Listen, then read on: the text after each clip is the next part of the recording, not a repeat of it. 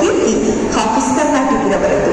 Office ಕರ್ನಾಟಕಿರವರು ಬರೆದಿರುವ ಪುಸ್ತಕಗಳಲ್ಲಿ ಸುಭಾಷ್ ಚಂದ್ರ ಬೋಸ್, ಮೌಲಾನಾ ಅಬುಲ್ ಕಲಾಂ ಆಜಾದ್, ಜವಾಹರ್ಲಾಲ್ ನೆಹರು, ಎಪಿಜೆ ಅಬ್ದುಲ್ ಕಲಾಂ, ವತನ್ ಕಿ ಜಿಯೋಲೆ, ಜಂಗ್ ಎ ಆಜಾದಿ, ಮಶ್ರೂಕ್ ಶ್ವತಾನ್ ಎಂಬ ಪುಸ್ತಕಗಳು ಪ್ರಸಿದ್ಧವಾಗಿದೆ. ಅವರು ಮಕ್ಕಳಿಗೆ ದೇಶಭಕ್ತಿ ಗೀತೆಗಳನ್ನ ಕೂಡ ಬರೆದಿದ್ದಾರೆ. ಇವರ ಈ ಸೇವೆಗಳನ್ನ ಸ್ಮರಿಸಿ ದೇಶದ ಹಲವು ವಿಶ್ವವಿದ್ಯಾಲಯಗಳು ಇವರಿಗೆ ಡಾಕ್ಟರೇಟ್ ನೀಡಿ ಗೌರವಿಸಿದೆ. ಸಾಹಿತ್ಯ ಅಕಾಡೆಮಿ ನವದೆಹಲಿಯಿಂದ ಬಾಲ ಸಾಹಿತ್ಯ ಪುರಸ್ಕಾರ ನೀಡಿ ಇವರನ್ನ ಗೌರವಿಸಲಾಗಿದೆ. ಹಾಫೀಸ್ ಕರ್ನಾಟಕಿರವರ ತಂದೆ ತಾಯಿ ಶಿಕ್ಷಕರಾಗಿದ್ದರು. ಅವರಿಗೂ ಸಾಹಿತ್ಯದಲ್ಲಿ ಬಹಳ ಆಸಕ್ತಿ ಇತ್ತು. ಹಾಗಾಗಿಯೇ ಮಗ ಹಾಫೀಸ್ ಕರ್ನಾಟಕಿರವರಿಗೂ ಸಾಹಿತ್ಯದಲ್ಲಿ ಆಸಕ್ತಿ ಹುಟ್ಟಿಕೊಂಡಿತು ಎನಿಸುತ್ತದೆ. ಸನ್ಮಾನ್ಯರು ಕೇವಲ ಸಾಹಿತ್ಯವಷ್ಟೇ ಅಲ್ಲ, ಹಾಫಿಜುಲ್ ಕುರಾನ್ ಕೂಡ ಆಗಿದ್ದಾರೆ ಮತ್ತು ಮಾಸ್ಟರ್ ಡಿಗ್ರಿ ಕೂಡ ಮಾಡಿದ್ದಾರೆ.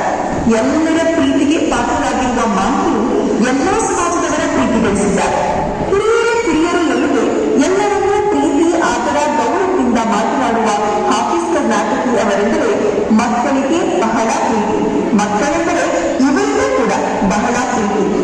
ಇವರು ಶಿಕಾರಿಪುರದಲ್ಲಿ ಜುಬೇದಾ ಹೆಸರಿನಲ್ಲಿ ಶಾಲೆ ನಡೆಸುತ್ತಿದ್ದಾರೆ. ಈ ಶಿಕ್ಷಣ ಸಂಸ್ಥೆಯಲ್ಲಿ ನರ್ಸರಿಯಿಂದ ಡಿಗ್ರಿವರೆಗೆ ಮಕ್ಕಳು ವಿದ್ಯಾಭ್ಯಾಸ ಮಾಡುತ್ತಿದ್ದಾರೆ. ಜುಬೇರಾ ವಿದ್ಯಾಸಂಸ್ಥೆಯಲ್ಲಿ ಓದುತ್ತ ಹಲವಾರು ಮಕ್ಕಳು ದೇಶ ವಿದೇಶಗಳಲ್ಲಿ ಕಾರ್ಯನಿರ್ವಹಿಸುತ್ತಿದ್ದಾರೆ.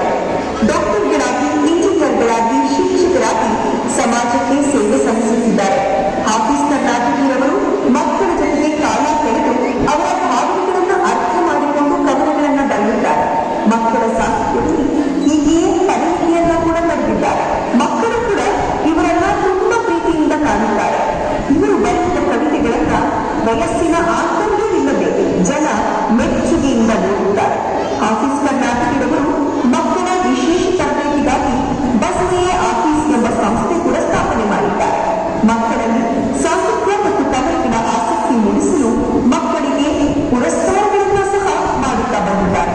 ಇದಕ್ಕಾಗಿ ಲಕ್ಷಾಂತರ ರೂಪಾಯಿ ಖರ್ಚು ಕೂಡ ಮಾಡುತ್ತಿದ್ದಾರೆ. ಇಡೀ ಪ್ರಪಂಚವೇ ಇವರ ಸಾಧನೆ ಮತ್ತು ಗುಣಗಳನ್ನ ಮೆಚ್ಚಿ ಮೆಚ್ಚುಗೆಯನ್ನ ವ್ಯಕ್ತಪಡಿಸುತ್ತಿದ್ದಾರೆ.